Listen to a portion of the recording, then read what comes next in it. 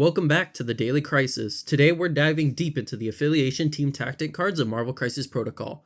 We'll break down each affiliated faction, explain their standout cards, and give you a clear rating along with the reasoning behind it. You can consider this video a sequel to my affiliation guide, which I will have linked in the description.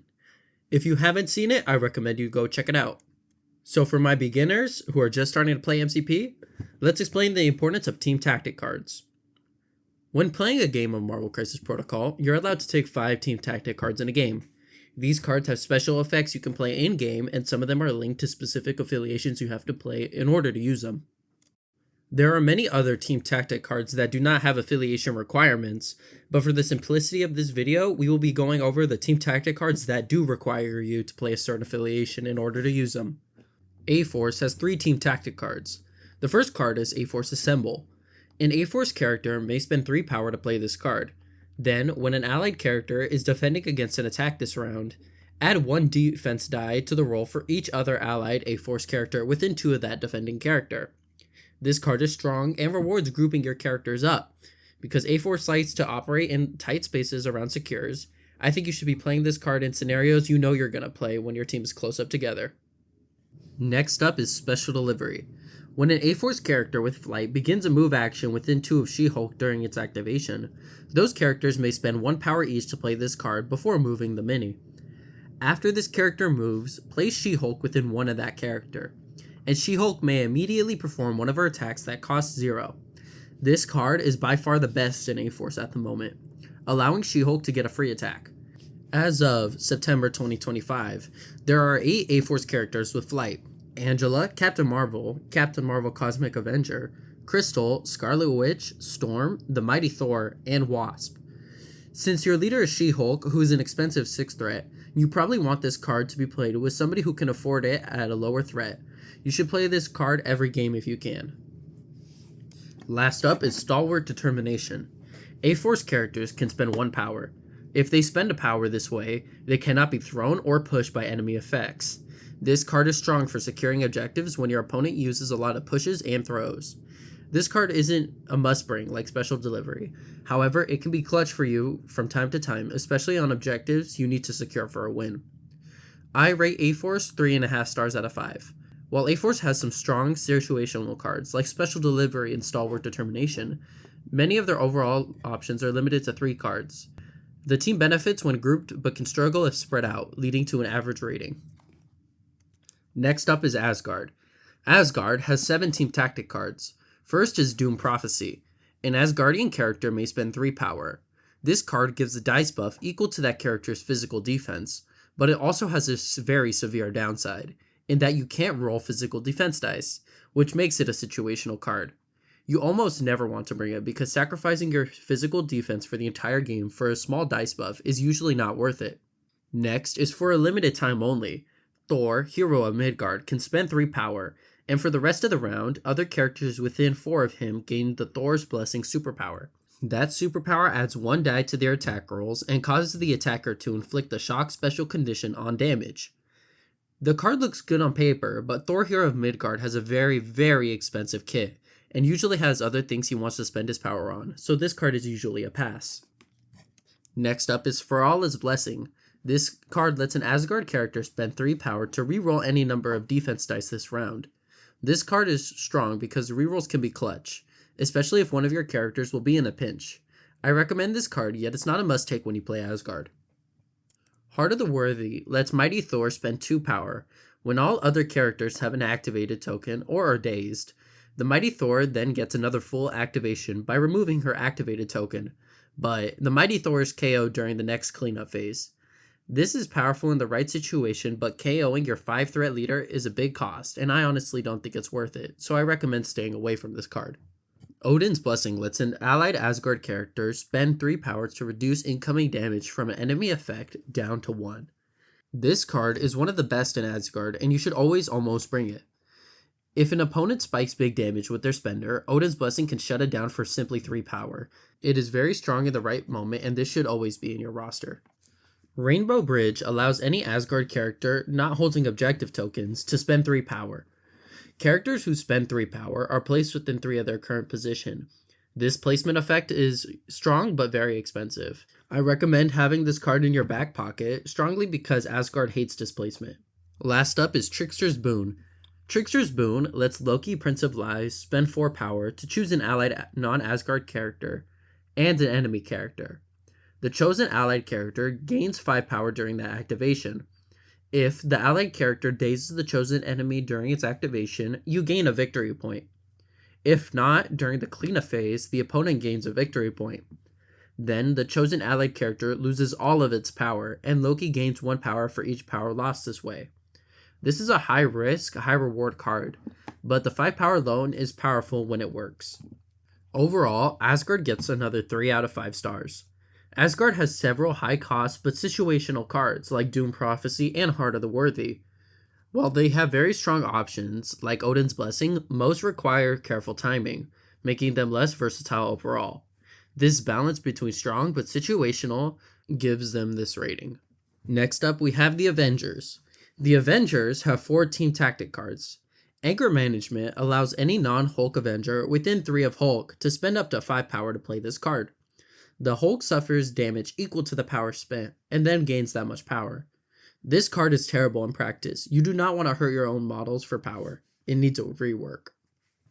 Avengers Assemble lets any number of allied Avengers characters to spend 1 power each to play this card. Characters that spend power advance small. This is a staple card and an excellent 1 power advance that can open up plays or readjust the board. You should always take this card in your Avengers teams. Reserved Members lets you choose a non-Avengers affiliated character with 3 threat or less to gain a temporary assembly required superpower. While it is within 2 of an allied character with leadership ability, it can add 1 die to its attack or defense roll once per turn. This card is fun and thematic but doesn't have a super high ceiling. It can work if you have a character you want to splash and you want to benefit from the extra die. Second Wind lets any number of characters spend 1 power each. Characters that spend power remove 1 damage and the stun special condition. If you are running Mayor Fisk or expects lots of stuns, this card is a must-have. Otherwise, it's just okay. Avengers get 3 out of 5 stars. Few staple cards like Avengers Assemble are strong, but most cards are either high cost, situational, or self-damaging, which makes them inconsistent overall. Black Order has 5 team tactic cards. Black Onslaught can be played by Black Dwarf and Black Swan. When Black Swan uses charge, each character may spend 1 power to play this card after the charge movement but before the attack. You may place Black Dwarf within 1 of Black Swan. This card is strong but dependent on bringing both models, and Black Swan is not a top tier character right now. Blood to Spare lets a Black Order character spend 3 power when it would be dazed by an enemy effect to get an attack in before gaining the daze token. This is strong, and you should bring it most of the time because Black Order just wants to kill things, and this card helps them accomplish their goals. Mothership allows 2 Black Order characters to spend 2 power each. Place one of the 2 characters not holding an objective token within one of the other. This is a very strong repositioning card and is useful when bringing a strong model that is out of position. I recommend bringing this card often, especially because if your opponent displaces you, you can't afford to be using a move action with your heavy hitting models. Price of Failure lets you choose an injured allied character to KO in order to give all other allied characters 3 power. Self-sacrifice for power is very rarely optimal, so this card is niche and I don't recommend playing it. Servants of the Titan lets any number of allied Black Order characters to spend 1 power each, and roll a die for each power spent. For each hit, crit, or wild, Cosmic Ghost Rider deals 1 damage to an enemy character within 3. For each skull and block rolled, Cosmic Ghost Rider suffers 1 damage and gains a power. This card is situational and requires Cosmic Ghost Rider, who is an expensive 6 threat, and if you're playing Thanos, playing 2 6 threats isn't optimal. Overall, Black Order gets 3.5 stars out of 5. Black Order has solid repositioning and attack cards, but many cards require multiple models or situational triggers. The need for setup and dependence on specific characters prevents them from being higher rated. Brotherhood of Mutants has 5 team tactic cards. Asteroid M allows 2 Brotherhood of Mutants characters to spend 2 power each, and place one of the 2 characters not holding an objective within one of the other. This card is strong and works well with Magneto, who absolutely hates being displaced. This is a card you want to play in most of your games with the Brotherhood, especially under Magneto's. Difficult to Please can be played if Scarlet Witch has dazed or KO'd an enemy character this round, and Quicksilver has interacted with or picked up an objective token this round. Magneto may then remove an activated token from himself. This is very strong but requires Scarlet Witch, Quicksilver, and Magneto on your team, which is expensive to assemble, but the payoff is very strong. Genetic Superiority is a mini leadership effect when you have Max Eisenhart and Exodus. Once per turn, when an allied character with threat 4 or less suffers 1 or more damage from an enemy effect, choose an allied Brotherhood character with threat 5 or more within 5 and they gain a power. This is strong but requires 2 high threat pieces, but if you do choose to play both, you should probably take this card. Books of Truth is a recalibration matrix style effect. At the end of the modified dice step of an attack, you may spend 2 power and reroll all of your attack or defense dice, including skulls. This card can be clutch when you whiff a very important attack or defense roll. You want to play this card most games, but it isn't a must-have. The Pawns Go First lets any number of allied Brotherhood characters with 3 threat or less to pay 1 power during the cleanup phase. Each character that played the card may choose an allied Brotherhood character with threat 5 or more within 3 and either advance small toward them, remove 1 damage and 1 special condition from them, or give them a power. This card is good if you're running a high threat like Magneto and a lot of smaller threats who can give him the benefits. The choices are high upside, so Brotherhood gets 4 out of 5 stars. Brotherhood has several flexible and high upside cards that reward coordinated play. Even though some require specific characters, the payoff is significant, giving them an above average rating. Cabal has 4 team tactic cards. Cosmic Invigoration can be played if Red Skull is within 2 of an allied character with an activated token. They spend 2 each. Then you remove an activated token from the allied character, and then you roll 3 dice, and for each crit and wild, that character suffers 1 damage. This card is very strong and works well with high threat builds that want extra activations, and I highly recommend this card, just don't use it on your low HP models. Dark Reign lets any Cabal character spend 3 power to choose an enemy character. Allied Cabal characters may reroll any number of attack dice when attacking the chosen character this round. This is powerful for focusing and taking out key enemy high threats. I highly recommend you take this card every time you play Cabal, as Cabal is heavier on the attrition side and you can single out your opponent's high threats and take them out with ease. Dig In can be played during the power phase by Brock Rumlow. He cannot be moved by enemy or allied effects and can reroll any number of defense dice this round. It is good, but Brock Rumlow has limited value compared with other 3-threat options within Cabal. Black Bifrost allows Malekith the Accursed to spend 3 power during the power phase to place a Black Bifrost token within 1 of himself and another within range 5. Once per turn, during a character's activation, they can take 1 damage to be placed within 1 of another Black Bifrost token. It is thematic and fun, but can be risky because of the damage cost. And you have to be running Malekith the Accursed, who is a very expensive character. Cabal gets 3 out of 5 stars. Cabal has strong but high cost cards that excel in high threat focused strategies. The reliance on specific builds and costly plays makes them strong situationally but not consistently dominant. Next up, we have Convocation. Convocation has a whopping 18 tactic cards. Astral Ring lets a Convocation character spend 2 power at the start of its activation to place an allied projection token within 3 of itself. While that token is on the battlefield, measure the range of that character's attacks and superpowers from the token instead of the model. The token can contest objectives as if it were the model. Then, remove the token during the cleanup phase. This is strong because it protects the model, though the restriction on advancing or placing the model is a drawback. This isn't a must-have card, but is very strong. Bane of Damballa triggers after an attack by an allied Convocation character resolves. The character may spend a power. Then, if the attack contained 1 or more wild or hit results, the Convocation player may spend 1 power to give the target and enemy characters within 2 the Root special condition. Root is strong if played correctly and against the correct models. This card is good, but often bumped out by better cards in affiliation. The Book of Cagliostro lets a Convocation character and up to 2 other characters within 3 to spend 2 power each to remove the activated token from the chosen character. During the cleanup phase, you may discard 2 Team Tactic cards. If you do, return this card to your available Team Tactic cards. The discard clause is the downside, so I would keep the card but avoid discarding if possible. This card can be good, but losing 2 Team Tactic cards for it is not the best decision. The Ironbound Books of Shuma Gorath is the card you want to play every game. A Convocation character may spend 2 power to play this card. This round, when an enemy character targets an allied character with the physical attack, you may change the attack type to Mystic.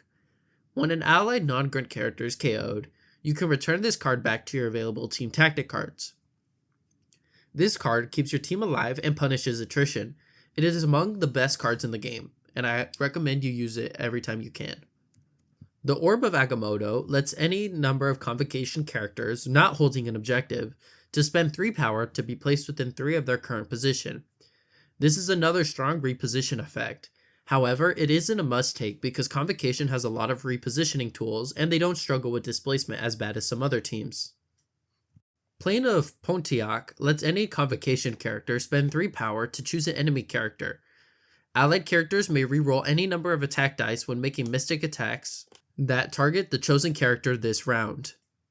This card rewards mystic attacks and can finish big threats vulnerable to mystic damage. Last up is Wand of Watum. Wand of Watum lets a Convocation character spend 2 power to choose one of 3 effects. Use Elemental Blast during its activation, reroll 2 defensive dice this round, or use a superpower normally listed to once per turn twice. It is versatile and strong, but not necessarily a card you have to take. Overall, Convocation gets 5 out of 5 stars. Convocation has consistently strong cards across the board, with high versatility and survivability. Their cards can protect, reposition, and enable attacks efficiently, giving them the best rating. Criminal Syndicate has 6 Team Tactic cards, and they are some of the strongest in the game. All according to plan can be played during the power phase. Any number of Criminal Syndicate characters may spend power. If 10 power is spent, you take the priority token. This card is crazy good because priority can win you games. You should always almost take it, and if you feel like priority can help you win, I recommend you use it. Bounty Hunters are played after deployment by an allied Electra or Taskmaster. Mark the highest threat enemy character with a bounty token. If that marked character is dazed or KO'd by the character that played Bounty Hunters during its activation, that character immediately gets another activation. An extra activation is solid, though there are some better cards that you can play. Cruel Tutelage lets a Criminal Syndicate character spend 1 power to gain 3 dice on its next attack roll. If that roll contains 1 or more skulls, you gain the stagger condition at the end of your activation. This card is good if you can mitigate stagger or you are at low health and expect yourself to daze soon. Stagger is a horrible condition to have, so unless you can counter it, I don't recommend this card. Cruelty triggers when an allied character deals damage to an enemy character during its activation. You can spend 2 power to use the Twist the Knife, a range 5 dice mystic attack.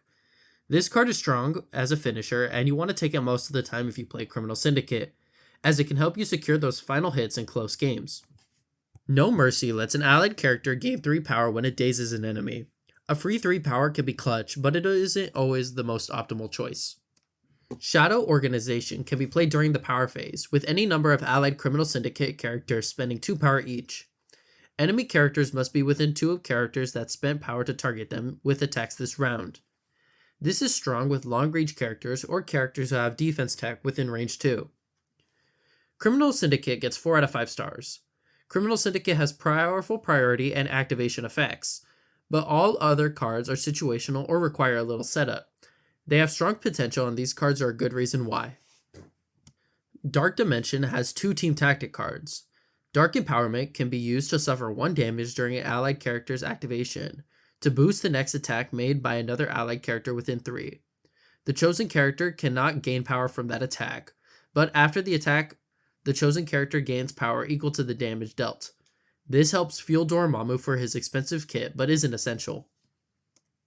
Dark Restoration allows Dormammu during the cleanup to spend 6 power to bring back a 3 threat or less character that was KO'd this game to full health without damage or conditions. This is powerful, but 6 power is a lot. Dark Dimension gets 2 out of 5 stars. Dark Dimensions cards are powerful, but extremely high cost and limited to Dormammu. This restricts versatility and consistent usefulness, resulting in this lower rating. Next up, we have the Defenders. Defenders have 4 Team Tactic cards. Cover Me allows an allied defender's character to spend 4 power during the power phase. This round, after an attack targeting the character is resolved, another allied character may make an attack targeting the attacking enemy character. This is strong with long-range characters who can punish the attacker. Mystic Ward lets an allied defender spend 2 power to place a Mystic Ward on an objective within range 3 of the character. The marked objective cannot be interacted with, contested, or controlled this round. Remove the token the next power phase. This is very strong for denying points. This is a must-have card in your roster, as it can completely shut down your opponent's path to victory. Pentagram of Farala allows Doctor Strange or Wong to spend 3 power during the power phase to place a portal within 1 and another portal within 5. Characters may spend 1 power to teleport between the portals. This is strong but niche. Unless you have a dedicated strategy for playing this card, I recommend you play another choice. Street Smarts allows any number of characters to spend 1 power each. If they would be pushed, advanced, or thrown, while holding or contesting an objective, they may suffer 1 damage to avoid being displaced. This is useful when your opponent has a lot of displacement tech. Defenders get 3.5 stars out of 5. Defenders have niche but effective support and denial cards. Their effectiveness depends on board positioning and objectives, making them solid but not overwhelming. Next up, we have the Guardians of the Galaxy. The Guardians of the Galaxy have 3 Team Tactic cards. For an assignment requires Age of Venom to be in the Guardians. He can spend any amount of power to activate different effects. If he is within 2 of Gamora, he can be thrown medium. If he is within 2 of Groot, he can remove 3 damage. If he is within 2 of Star-Lord, he can make a full auto attack without paying the power cost, and then he may advance small. If he is within 2 of Rocket, after he has already attacked this activation, he can attack again and then advance small. If he is within 2 of Drax, Age of Venom can be thrown small and counts as size 3 for collision. This card has many uses, and it is thematic and fun. Not a must-have, but if you want to run Age of Venom and the Guardians of the Galaxy, I highly recommend it. Galaxy Greatest lets up to 4 Guardians each spend 2 power. Characters who spend power gain the Big Dumb Hero token, which adds 1 die to the attack and defense rolls of that character. 1 die is very strong and punishes attrition from your opponent. This card is excellent and you should try to bring this as many times as you can. Last up is Lovable Misfits. Lovable Misfits lets any number of allied guardians each spend 1 power and roll a die. On a crit, they may immediately make a 0-cost attack action or gain 2 power. On a hit, enemies within 3 holding or contesting an objective token suffer 1 damage. On a block or blank, they can advance small. On a skull, the character and all other characters within 2 gain the stun special condition. This card has a very high upside, but some downside risk. Guardians get 3 out of 5 stars. Guardians have versatile and fun cards, but the cards require coordination and are somewhat situational. Good, but not consistently top tier. And now we have Hydra. Hydra has a whopping 17 tactic cards. Endless Legions can be played by Red Skull, Master of Hydra. Each time an allied Hydra trooper would be KO'd, they are not KO'd, and the opposing player may push them small. This is okay, because Hydra troopers rarely get value out of it, and it's not worth the team tactic card slot. Inevitable Betrayal lets a Hydra character spend 8 power to choose an enemy character within 2 who's contesting a secure. That enemy counts as one of yours for contesting secure objective tokens. It is good, but 8 power is too expensive for most games. Occult Research lets Red Skull Master of the World spend 10 power, and then all characters within 2 gain stagger, while Red Skull gets an additional action each activation for the rest of the game. 10 power is a massive price tag, and giving stagger to yourself and allies isn't a great decision. Scientific Method allows Arnim Zola to spend 2 power, and give another allied character threat 3 or less within 3, 2 damage. Then, that character gains the ESP leakage attack and the unnatural mutation superpower. That grants 2 additional defense dice unless the attacking character pays 2 power. They also gain the ESP leakage attack, a range 2 6-die attack that the target suffers damage for each skull in their defense roll. This card is strong and easier to achieve than other Hydra cards. Two More Shall Rise causes allied Hydra leaderships to cascade when a Hydra character with an active leadership is KO'd. activating 2 other allied characters with either Hydra or Cabal leaderships. It is strong but hard to trigger.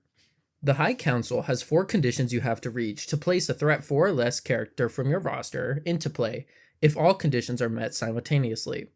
The first is Johann Schmidt has 6 or more power and isn't dazed.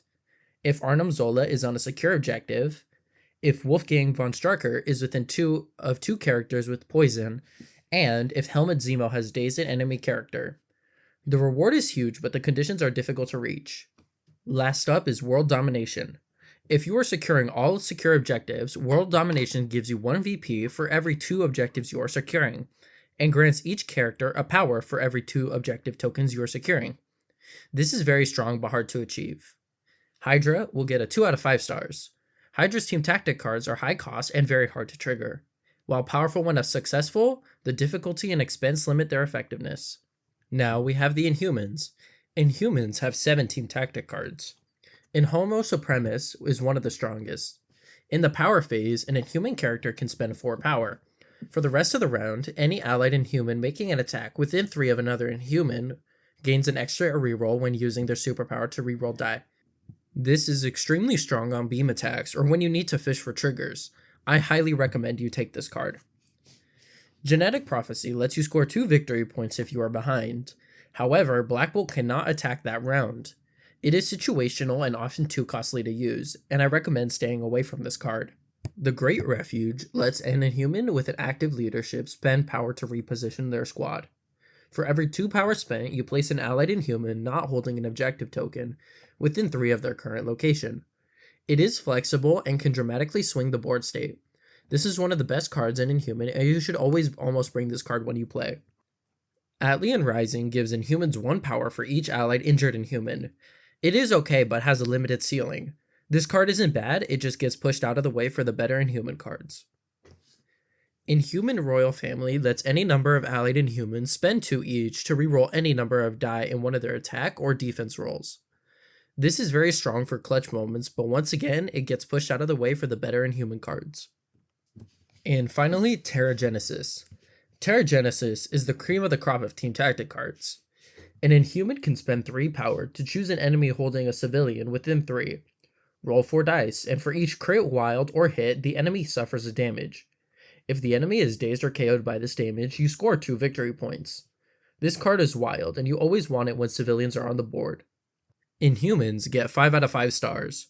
Inhumans have multiple extremely strong, low-cost cards that can create high-value attacks or rerolls, making them consistent and very rewarding to play. And now we have Midnight Suns. Midnight Suns have 3 team tactic cards. Banishment triggers after an attack resolves if it contained a crit, wild, and hit. The attacking Midnight Sun may spend 2 power to give the target and enemies within 2 the stun special condition. Strong reward, but very hard to trigger. Bats the Ghost Hound lets in Midnight Sun spend 2 to change one of the allied characters' attack or defense dice to any result. It can change skulls. This is very strong and you should take it often, but be careful when to use it. And last up, we have the best card in Midnight Suns, Siege of Darkness. Siege of Darkness allows any number of allied Midnight Suns to spend 2 each and immediately perform a 0-cost attack for each character that spent power. This card is crazy good, and you should bring it every game, no doubt. Midnight Suns get 4 out of 5 stars. Their cards offer strong reactions and multi-attacks, giving solid tactical advantage. Now we have the New Mutants. New Mutants have 3 team tactic cards. Practice Round lets an allied character, whenever they roll dice, they may re-roll any number of dice, including skulls, when their roll contains 0 crits. It functions like a free recalibration matrix and can be used on objectives if you really need to secure a point, and is strong when you need a hit and you have a very, very bad roll. Survive the Night lets a New Mutants character use the Back Off attack after an attack targeting them resolves. Back Off is a range 3 5 dice with an auto push, and it punishes opponents without repositioning tools. Tomorrow Soldiers can be played when a New Mutants character is dazed or KO'd. All non-dazed New Mutants gain 2 power. This is a free squad power and is strong. That's why New Mutants gets 3 out of 5 stars. They have solid cards that help with squad power and repositioning, but none are game-breaking. a reliable mid-tier faction. Now we have Shield. Shield has 18 tactic cards. New Age lets Jim Hammond spend 3 power and incinerate all enemy characters within range 3. When a Shield character attacks an incinerated target with an energy attack, they may add 2 dice. This is niche but strong in the right list. Battlefield Medicine lets a Shield character spend 2 power to remove 3 damage and a special condition from itself or an allied character within range 3, provided that the target is not dazed. This is very strong and can be clutch if you have weak allied models. Defensive Prototype allows 2 Shield characters who each spend 1 power and are within range 3 of each other to be immune to pushes, throws, and placements by enemy effects. It also blocks line of sight through them and prevents certain movement overlaps. It is strong but tricky to arrange.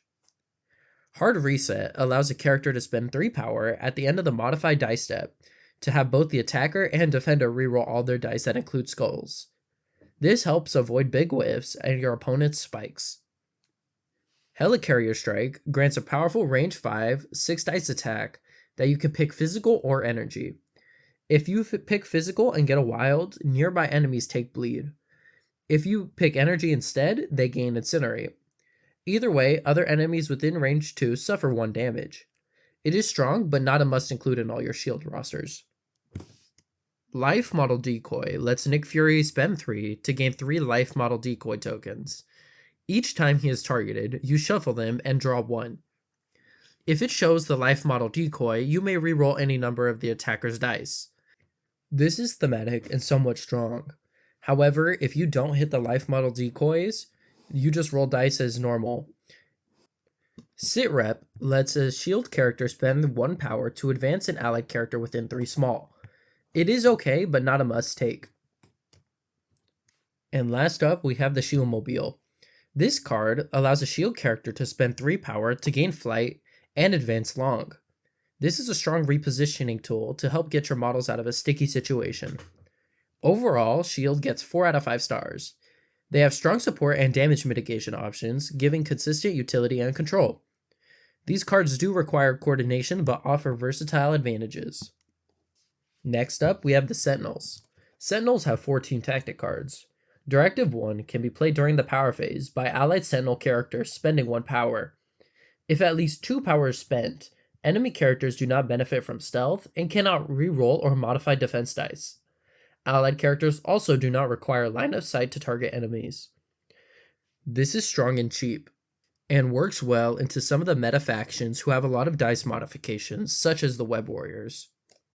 Efficient Machines lets Cassandra Nova spend 3 power and treat block results as wilds for allied Sentinel characters within range 3. This is another cheap and powerful unlock, however, it does require you to play Cassandra Nova, who as September 2025 isn't a great pick in most rosters.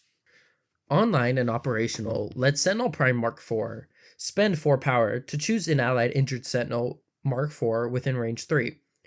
The chosen Sentinel removes all damage, removes all conditions, and flips to their healthy side. This card is very strong, and a good reason to play Sentinels, as you can have Sentinel Mark IV with lots of damage and just heal it. And last up, we have Scrap Metal. Scrap Metal can be played when an allied character with Sentinel programming would be KO'd. Spend 2 power, then you roll 5 dice.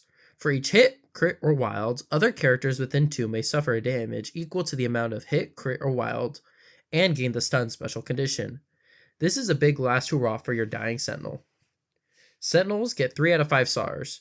They have solid efficient effects, but overall situational. They are powerful, but not universally applicable, giving them this average rating. Next up, we have Servants of Apocalypse. The Servants of Apocalypse come with 1 team tactic card, Immortal Servants. Immortal Servants can be used in 2 ways. Spend 3 power to heal 2 damage from Apocalypse and nearby allies, or spend 2 power for a Recalibration Matrix style reroll. Servants get 3 out of 5 stars. There isn't anything great or bad about this card. Now we have the Spider Foes. The Spider Foes have 6 team tactic cards. First up, Custom Upgrades lets a Spider Foe character spend 2 power to gain the Singular Focus superpower for the rest of the game. You pick an enemy, and the Spider Foe's model add 2 dice to the attack versus that target, and gains 2 dice when that target attacks it. However, the drawback is it loses 2 defense dice when the chosen character is not attacking it. This is great in 1v1 matchups. Just make sure you don't get them in the wrong situation. Founding Members makes enemy characters suffer special conditions based on which allied Spider-Fold model dealt them damage.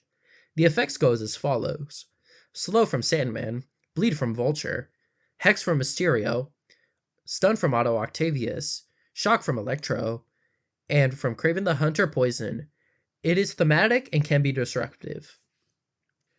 Neurogenic Recombinator allows 2 spider foes within range 3 to swap up to 3 damage between them. This card is weak and you should almost never play it. Now we have Sinister Traps. You may place a Sinister Trap token on an objective in the first power phase. The first time any character ends a movement within 2 of that token, you roll dice and damage them on a crit, wild, or hit. If they are damaged, they get pushed small by the opponent. This is very good on objective-focused teams such as the Web Warriors. Strategic Retreat lets a Spider-Foe's character targeted by an attack, while holding 1 or more objective tokens, to spend 4 power, to move 1 objective token from them to a chosen allied character within range 3, and then advances small away from the attacker. This is niche, but useful when it matters most. And last up, we have Surprise Webhead. Surprise Webhead allows any number of allied Spider-Foes to spend 2 power each, and choose enemy target. Each person who spent power may make an attack with a cost of 0, targeting the enemy character. Free attack cards like this are usually must-haves, and I highly recommend you take this card. Spider-Foes get 4 out of 5 stars. They have strong single target and squad control effects, and this allows for aggressive or objective-focused strategies. These are very reliable when executed correctly. Now, we have the Uncanny X-Men. The X-Men get some of the best team tactic cards in the game, coming in with 7.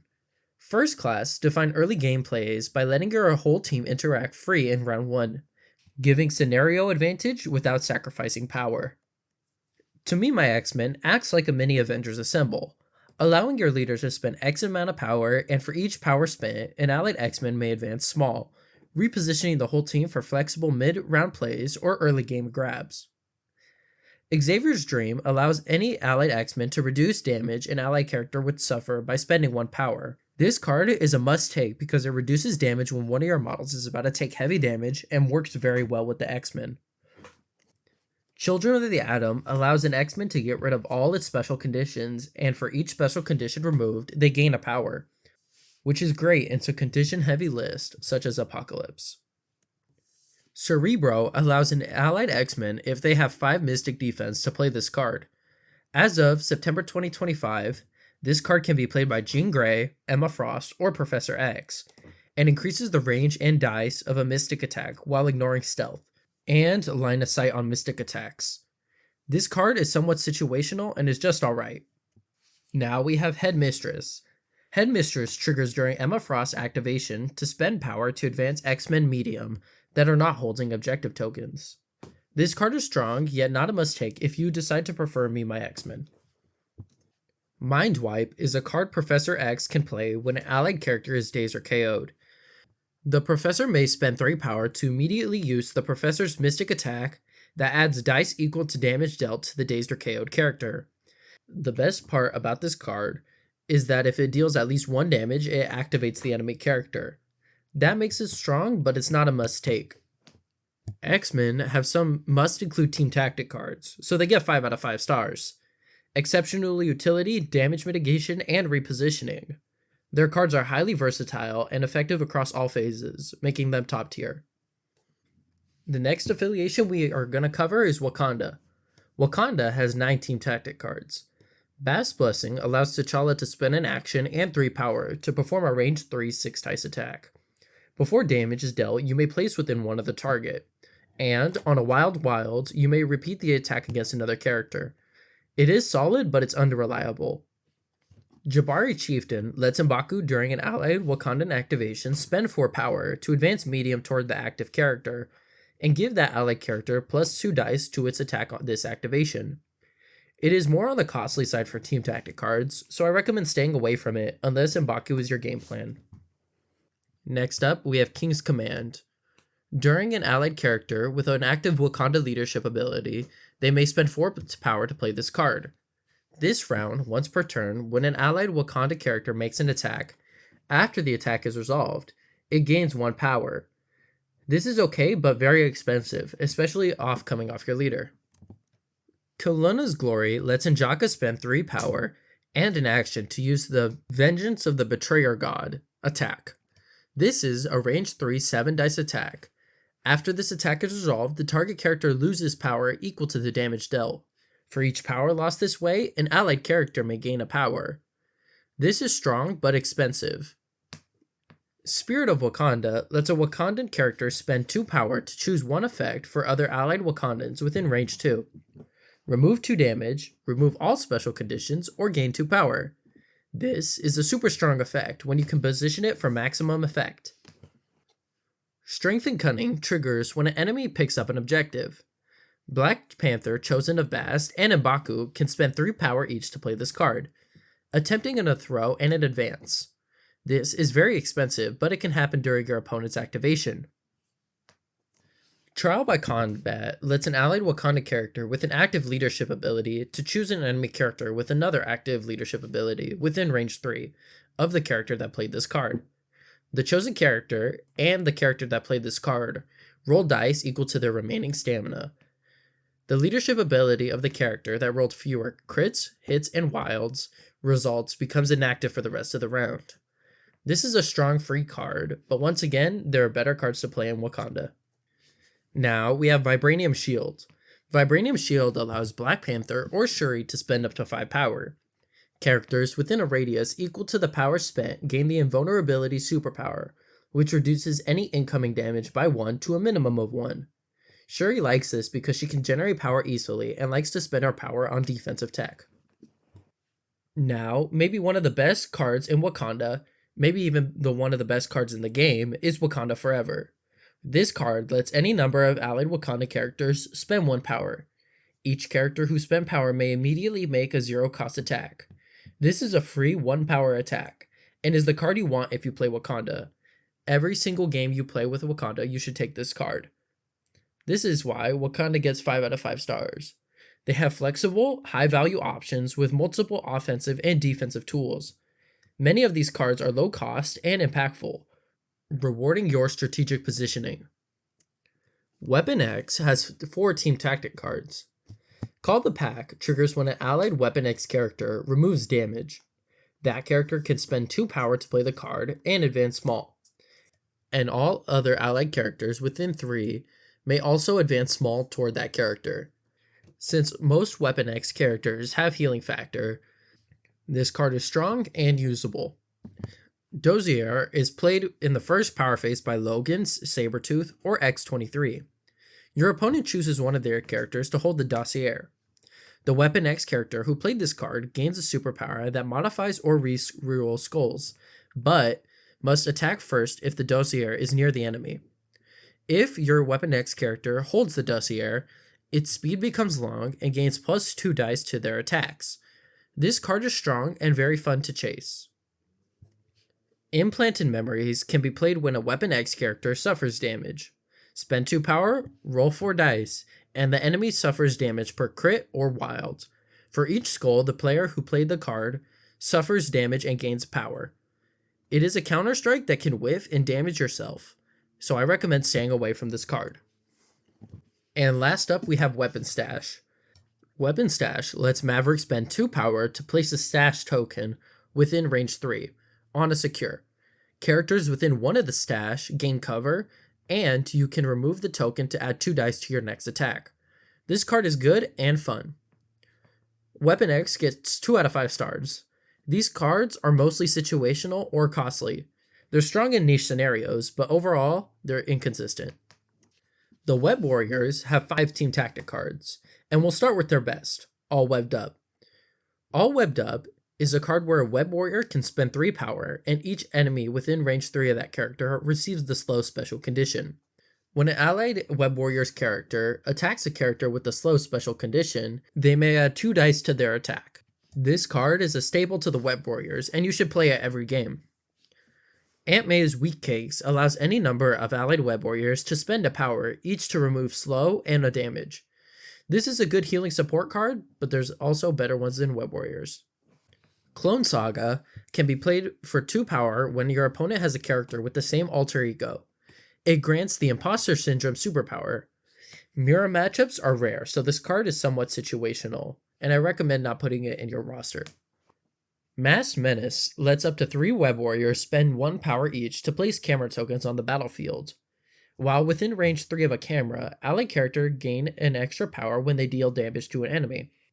This card is very strong for power generation on characters who really need power to fuel their kits. And last up, we have Spider Tracker. Spider Tracker triggers after an enemy moves within range 4 of an allied web warrior. The web warrior can spend 2 power to advance small. This is a useful reaction against your opponent who may have charges or hidden runs. Web warriors get 5 out of 5 stars. High impact, low cost attacks, and support make their team tactics extremely reliable. These dice boosted attacks and power generation give them top tier status. And now we move on to Winter Guard. Winter Guard has 2 team tactic cards. Sovereign Strike lets an allied Winter Guard character spend 3 power to choose an interactive terrain feature size 4 or less, and deal 2 damage to every character within range 1. Then destroy the terrain. It is strong, but a little bit expensive. Winter Rush can be played during the power phase, with any number of Winter Guard characters spending any amount of power. If 6 or more power was spent this round, each time an allied character is damaged this round, another allied Winter Guard may advance small toward the enemy. This card is alright, but very expensive. Winter Guard gets 2 out of 5 stars. Only 2 cards, but both high cost or situational. They have powerful effects, but are not consistent enough to elevate the rating.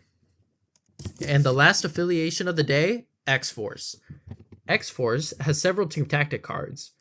Cat and Mouse allows an X-Force character in the first power phase to be placed within 2 of their current position. This can set up safe grabs or cable turn 1 midline attacks, and is very strong. Preserve the Dream triggers when an enemy targets an ally who has lower threat than the attacker.